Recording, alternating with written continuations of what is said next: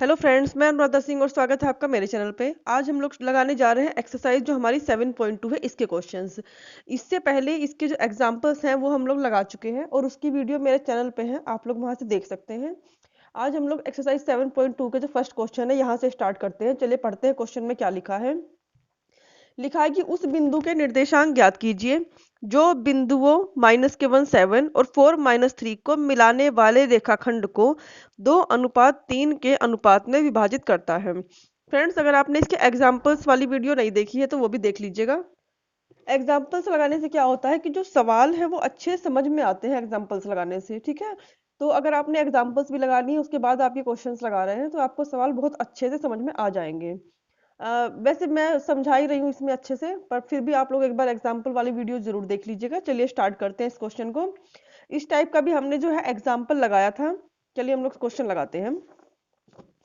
Question में कहा गया है कि उस बिंदु के निर्देशांक ज्ञात के जो -1 7 और 4 - 3 को मिलाने वाले रेखाखंड को 2:3 के अनुपात में विभाजित करता है।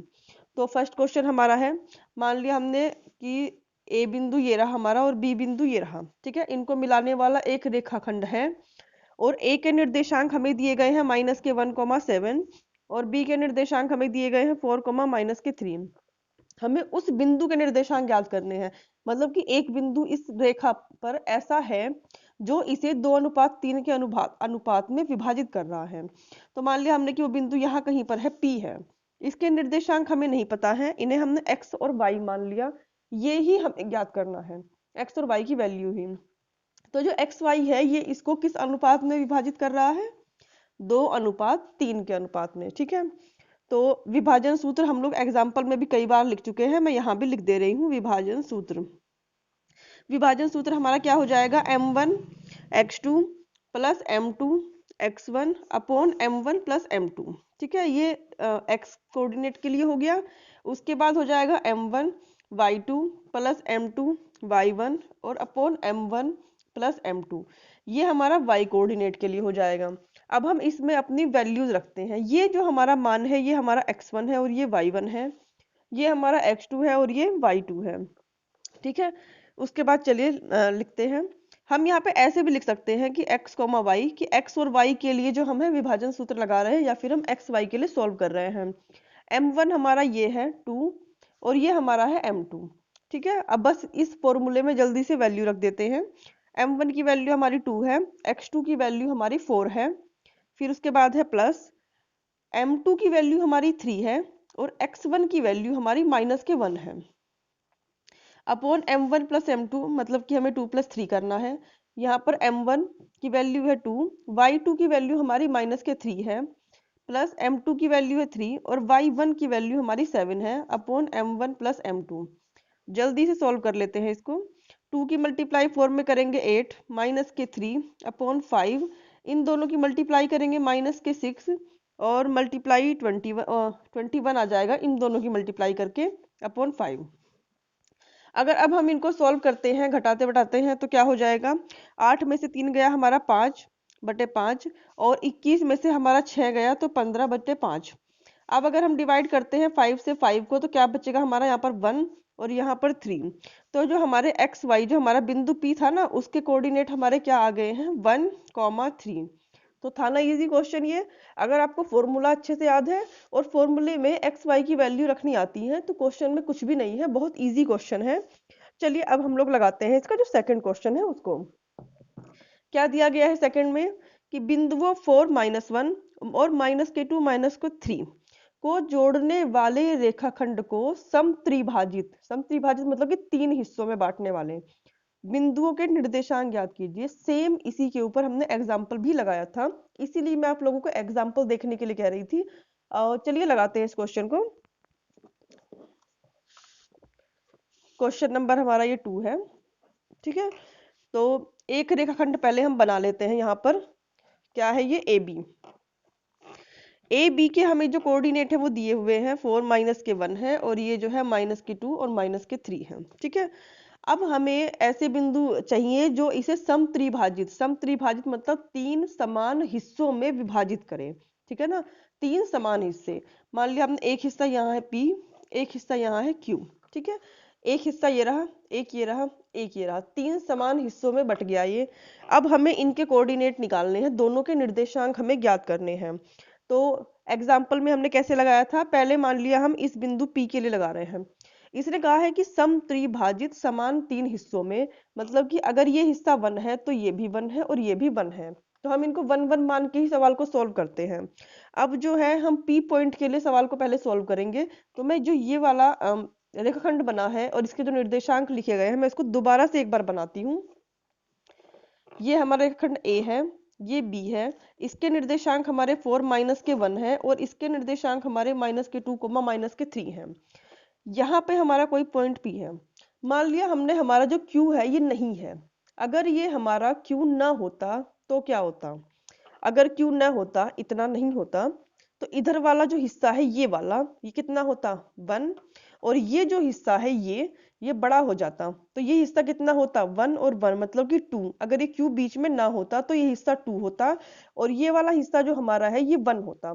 ठीक है, तो हम इस वाले हिस्से को, पहला वाला जो हमारा हिस्सा है इसको 1 लिख रहे हैं, A से लेके P वाला हिस्सा, पर P से लेके B वाला हिस्सा हमारा कितना हो जाएगा 2, क्योंकि ये पूरा मिल जाएगा अब 2। ठीक है, तो अब जो हमारा अनुपात है वो 1:2 बना है फिलहाल इसके लिए। तो मैं विभाजन सूत्र का प्रयोग कर रही हूँ। विभाजन सूत्र लिख दे रही हूँ मैं फिर से। विभाजन सूत्र हमारा क्या है, m1x2 प्लस m2x1 और अपॉन m1 प्लस m2। यहाँ है m1y2 प्लस m2y1 और अपॉन m1 प्लस m2। ठीक है, ये हमारा हो गया इतना। अब जल्दी से इसमें वैल्यू रख देते हैं। कितना हो गया हमारा, m1 की वैल्यू हमारी 1 है और x2 की वैल्यू हमारी कितनी है, माइनस के 2 है। फिर यहाँ पे 2 मल्टीप्लाई 4 और m1 प्लस m2 1 प्लस के 2 हो गया। यहाँ m1 1 है, y2 की वैल्यू हमारी कितनी है, माइनस के 3 है, फिर प्लस के 2 है और y1 की वैल्यू हमारी माइनस के 1 है। तो 1 प्लस 2 यहाँ भी लिख देंगे। अब क्या करेंगे, ये हो गया हमारा माइनस के 2 प्लस के 8 अपॉन 3, ये माइनस के 3 माइनस के 2 अपॉन 3। ठीक है, इतना हो गया हमारा। अब इसको नेक्स्ट पेज पे लगाते हैं।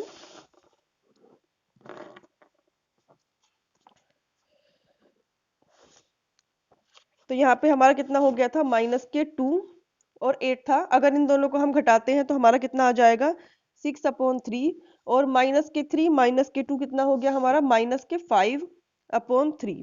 ठीक है, तो हमारे जो P के निर्देशांक थे, यहाँ पे लिखते हैं P के निर्देशांक। P के निर्देशांक हमारे क्या आ गए हैं, P के निर्देशांक हमारे आ गए 6 अपॉन 3 और माइनस के 5 अपॉन 3। तो ये तो हमारे सिर्फ अभी एक बिंदु के निर्देशांक आए हैं जो यहाँ पर P वाला पॉइंट है। अभी हमें Q के निर्देशांक भी निकालने हैं। तो उसके लिए इस चित्र को मैं एक बार फिर से बना रही हूँ ताकि आप लोगों को समझ में आ जाए। अगर आप लोग समझ जाते हैं तो दो बार चित्र बनाने की कोई जरूरत नहीं है, पर अगर 2 बार बना लेते हैं तो थोड़ा कंफ्यूजन कम रहता है और सवाल के गलत होने के चांस भी कम हो जाते हैं। तो ये हमारा A है, ये B है, यहाँ पे 4 माइनस के 1 माइनस के 2 माइनस के 3। अब की बार हम Q पॉइंट ले रहे हैं अपना। अगर यहाँ पर P ना होता, ठीक है, अगर यहाँ P नहीं होता, केवल Q होता, तो Q के इधर वाला हिस्सा कितना है 1 और इधर वाला हिस्सा कितना है 2। ठीक है, तो Q यहाँ पर है तो ये वाला हिस्सा 1 है और ये 2 हो गया। अब की बार थोड़ा सा अनुपात जो है वो चेंज हो गया है। मैं फिर से जल्दी से लिख दे रही हूँ विभाजन सूत्र। विभाजन सूत्र, अब हमें Q के निर्देशांक ज्ञात करने हैं। विभाजन सूत्र हमारा है m1x2 m2x1 upon m1 plus m2। यहाँ पर हो गया m1y2 प्लस m2y1 और अपॉन m1 प्लस m2। ठीक है, ये हो गया। जल्दी से हम इसमें वैल्यू रखते हैं m1 और m2 की। ये हमारा m1 है, ये m2 है, x1 y1 x2 y2। ठीक है, और ये हम Q के निर्देशांक निकाल रहे हैं तो इसलिए मैंने पहले यहाँ पे Q लिख दिया है। ये हो जाएगा 2 माइनस के 2 प्लस के 4 मल्टीप्लाई 1 अपॉन 2 प्लस के 1। यहाँ हो जाएगा 2 माइनस के 3 1 मल्टीप्लाई माइनस के 1 और अपॉन 2 प्लस के 1। ठीक है, अब जल्दी से सॉल्व करते हैं। ये हो गया माइनस के 4 प्लस के 4 अपॉन 3 और ये हो जाएगा हमारा माइनस के 6 माइनस के 1 अपॉन 3। ठीक है, तो माइनस के 4 प्लस के 4 हमारा क्या हो गया 0 और ये हो गया माइनस के 7 अपॉन 3। तो अगर हम अब Q के निर्देशांक देखते हैं, Q के निर्देशांक, तो Q के निर्देशांक हमारे कितने हो जाएंगे, ये हो गया 0 और ये हो गया माइनस के 7 अपॉन 3। तो P और Q हमारे दोनों बिंदुओं के निर्देशांक जो है आ गए हैं, इन दोनों बिंदुओं के, जो इस रेखाखंड को समत्रिभाजित करते थे। तो क्वेश्चन नंबर 2 जो है हमारा वो भी कंप्लीट हो गया है। अब हम लोग लगाते हैं इसे क्वेश्चन नंबर 3। क्वेश्चन 3 हमारा ये है, इसने तो आधा पेज ही पूरा कवर कर लिया है क्वेश्चन 3 ने इसका, पर जितना ये देखने में बड़ा लग रहा है या कॉम्प्लिकेटेड लग रहा है उतना है नहीं, इजी बहुत है। चलिए पढ़ते हैं इसको। आपके स्कूल में खेल कूद क्रियाकलाप आयोजित करने के लिए एक आयताकार मैदान है ABCD में। चूने के परस्पर 1 मीटर की दूरी पर पंक्तियां बनाई गई हैं। ये जो है चूने से बनाई गई हैं, परस्पर 1 मीटर की दूरी पर ये पंक्तियां बनाई गई हैं इस पे दौड़ने के लिए, ठीक है, खेल कूद का कोई आयोजन होगा। AD के अनुदिश परस्पर 1 मीटर की दूरी पर 100 गमले रखे गए हैं। ये हमारा AD है, इसमें हर 1 मीटर की दूरी पर गमले रखे गए हैं और ये दूरी पूरी 100 मीटर होगी, यहाँ पर 100 गमले रखे गए हैं, ठीक है ना।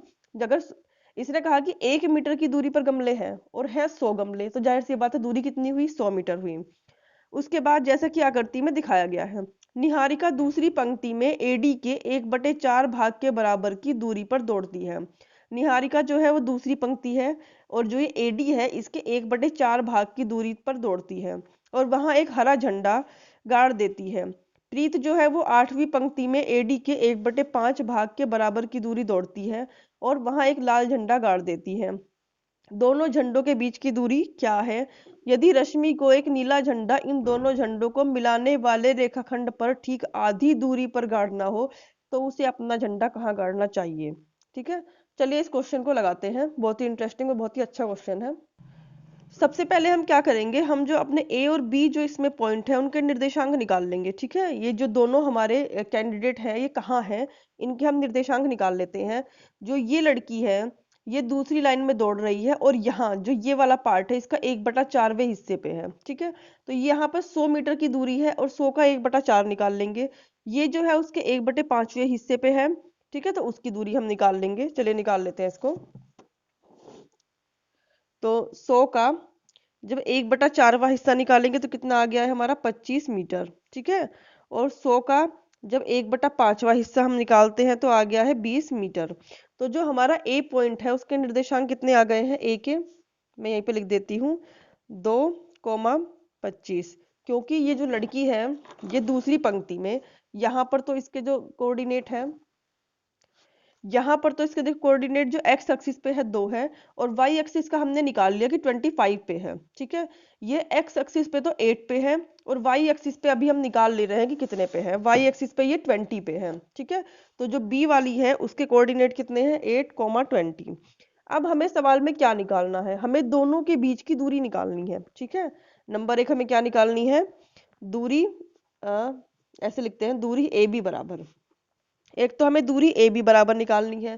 फिर इसने कहा है कि एक तीसरी लड़की है जो इन दोनों के बीच में झंडा गाड़ती है, तो हमें उसकी AB का जो मध्य बिंदु है वो निकालना है, तब मध्य बिंदु वो ज्ञात करना है, ठीक है। ये दो चीजें हमें इस क्वेश्चन में जो है ज्ञात करनी है।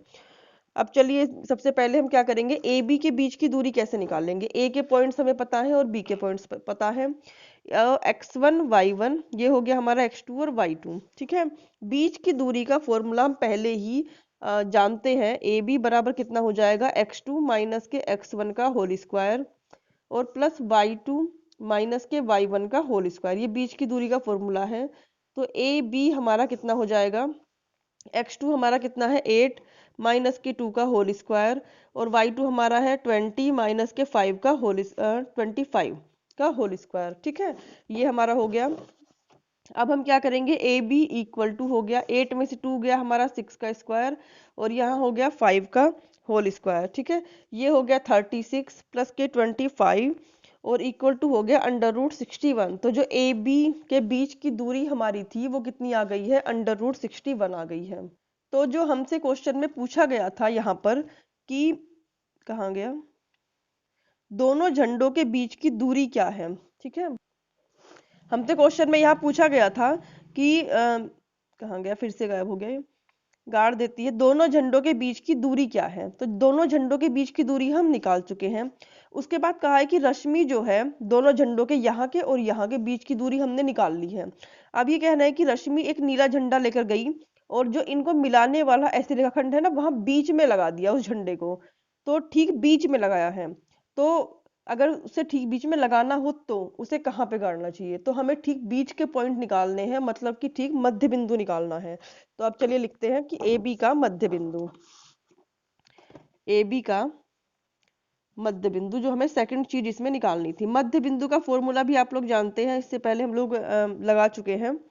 x1 प्लस के x2 upon 2 comma y1 plus के y2 अपॉन 2। ठीक है, तो x1 के निर्देशांक, x1 हमारा है 2 और y1 है हमारा, x2 हमारा है 8 अपॉन 2। y1 की वैल्यू हमारी है 25 और y2 की वैल्यू है 20। तो ये हो गया 25 प्लस के 20 अपॉन 2। अगर हम दोनों को ऐड करते हैं तो 10 अपॉन 2 और ये 45 अपॉन 2 हमारा हो गया। जब इनको डिवाइड करेंगे तो ये हो गया 5 और ये 45 तो ऐसे ही रहेगा 45 अपॉन 2। तो जो थर्ड क्वेश्चन है उसमें दो चीजें हमसे पूछी गई थी और दोनों हमने निकाल दी। तो क्वेश्चन इजी था, खाली जो क्वेश्चन है उसकी लेंथ थोड़ी सी लंबी थी, बस और कुछ नहीं था। तो ये जो थर्ड नंबर क्वेश्चन है ये भी हमारा कंप्लीट हो गया है। अब हम लोग लगाने जा रहे हैं इसका फोर्थ नंबर क्वेश्चन। तो चलिए हम लोग पढ़ते हैं इसका fourth number question. Fourth number question में क्या दिया गया है कि बिंदुओं माइनस के 3, 10 और 6 माइनस के 8 को जोड़ने वाले रेखाखंड को बिंदु माइनस के 1, 6 किस अनुपात में विभाजित करता है। इसके ऊपर भी हमने एग्जाम्पल लगाया था, चलिए इस क्वेश्चन को भी लगाते हैं। अब की बार हमें क्या करना है कि हमें जो पी बिंदु है उसके निर्देशांक तो दिए हैं पर अनुपात निकालना है, मतलब कि m1 और m2 निकालने हैं। ठीक है, चलिए लगाते हैं इस क्वेश्चन को।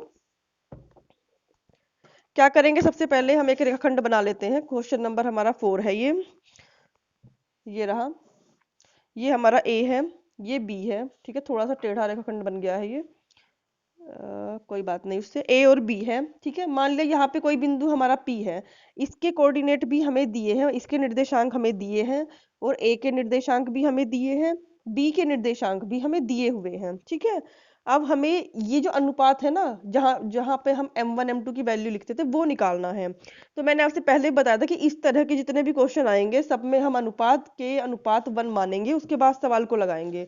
तो मैं यहाँ पे लिख भी देती हूँ कि माना बिंदु माइनस के 1, 6 जो है रेखाखंड को, ये जो बिंदु हमारा है वो रेखाखंड को के अनुपात 1 के अनुपात 1 के अनुपात में विभाजित करता है, के अनुपात में विभाजित करता है, विभाजित करता है। ठीक है, ये हमने लिख भी लिया और ये हमने यहाँ पे मान भी लिया। अब चलिए जल्दी से क्वेश्चन को लगाते हैं। पहले हम विभाजन सूत्र क्या लगाते थे अपना, x y equal to m1 x2 plus के m2 x1 upon m1 plus के m2। यहाँ पे हम लोग लिखते थे m1 y2 plus m2 y1 और अपॉन m1 प्लस के m2। ठीक है, ये हमारा हो गया इतना। अब हम क्या करेंगे, हमें x और y की अब की बार वैल्यू दी हुई है, -1, 6 दिया है, ये हमने लिख लिया। ये हमारा m1 हो गया अब की बार k और ये हमारा m2 हो गया। ठीक है, अब जल्दी से इनकी वैल्यू रख लेते हैं। m1 की वैल्यू हमारी k है और x2 की 6 है, m2 की वैल्यू हमारी 1 है और x1 की वैल्यू हमारी -3 है। ये x1 है, यहाँ भी लिख देती हूँ मैं, x1 y1, ये हमारा x2 और ये y2। उसके बाद है m1 प्लस m2 मतलब कि k प्लस के 1। यहाँ m1 y2 है, k मल्टीप्लाई -8 और यहाँ पर m1 y1 है, 10 हो गया। यहाँ k प्लस के 1 हो गया हमारा। ठीक है, यहाँ -1, 6 सेम रहेगा, इनकी जब मल्टीप्लाई करेंगे हो गया 6k -3 अपॉन k प्लस के 1। यहाँ हो गया -8k plus 10 upon k plus के 1। ठीक है, ये इतना हो गया हमारा। अब हमें क्वेश्चन में क्या करना है, इससे आगे तो सवाल नहीं बढ़ रहा है। हम यहाँ पे देख सकते हैं कि जो ये वाला पहला कोऑर्डिनेट या निर्देशांक होता है ये x के लिए होता है और ये किसके लिए होता है, y के लिए। x का हमें दिया है और y का भी दिया है। ठीक है, तो हम क्या करें, किसी एक को भी, चाहे तो आप इसको x के बराबर मान के यहाँ से k की वैल्यू निकाल लीजिए। तो मैं इस वाले को रख रही हूँ -1 के। अगर आप इससे करना चाहते हैं तो इस वाले को 6 के इक्वल रख सकते हैं, तब आंसर आ जाएगा। तो मैं इस वाले कोऑर्डिनेट को -1 के इक्वल रख रही हूँ, 6k -3 अपॉन k प्लस के 1, क्योंकि ये भी x का ही निर्देशांक है और ये भी x का ही है। ठीक है, तो -1 इसके यहाँ पर मल्टीप्लाई कर देंगे, 6k -3 इक्वल टू -1 और ये k प्लस के 1 हो गया। 6k माइनस के 3 इक्वल टू माइनस के k माइनस के 1। अब k वालों को एक तरफ ले लेंगे प्लस के k, और -1 यही था पहले से ही, ये 3 इधर गया, हो गया हमारा +3। 6k और ये कितना हो गया 7k, ये हो गया 2। तो k इक्वल टू हमारा कितना हो गया 2/7। ये हमारी k की वैल्यू आई है। अनुपात हमने क्या माना था, यहीं पे लिख दे रही हूं मैं कि अनुपात हमारा क्या था, अनुपात हमारा था k अनुपात 1, ठीक है ना। और यहाँ k की वैल्यू 2/7 है, अनुपात 1, 7 को यहाँ भेज देंगे ऐसे, तो ये हो जाएगा हमारा 2:7। तो जो बिंदु P है उसके निर्देशांक -1 और -6 हैं, वो इस रेखाखंड को 2:7 के अनुपात में विभाजित करते हैं। तो ये जो हमारा क्वेश्चन नंबर 4 था ये भी कंप्लीट हो गया है। इससे आगे की क्वेश्चन जो है वो हम लोग नेक्स्ट वीडियो में लगाएंगे। तो मेरे चैनल को लाइक शेयर एंड सब्सक्राइब करना मत भूलिएगा।